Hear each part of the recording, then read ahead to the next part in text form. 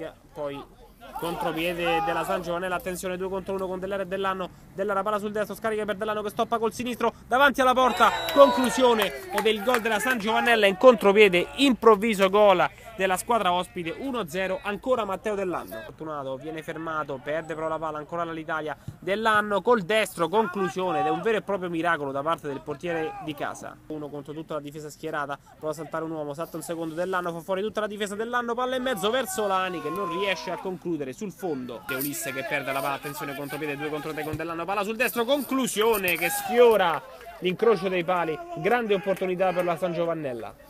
Ancora Severini, palla troppo lunga per lui, finisce direttamente tra le mani di Molon, contropiede subito dall'altra parte con Dell'Anno, lato corto dell'area di rigore, palla in mezzo a cercare Russo che va a segnare il vantaggio dello zio Mauro Maccarese. Russo 2-1, torna in vantaggio la squadra ospite che viene fermato, palla recuperata dal numero 32 Vetriani che però l'aperta ancora, poi Dell'Anno, conclusione, deviazione, arriva il 3-1, una deviazione favorisce il secondo gol in questa partita di Matteo Dell'Anno che non si ferma più, è il bomber dell'anno scorso e lo zio Mauro Maccarese allunga qui allo Sport City.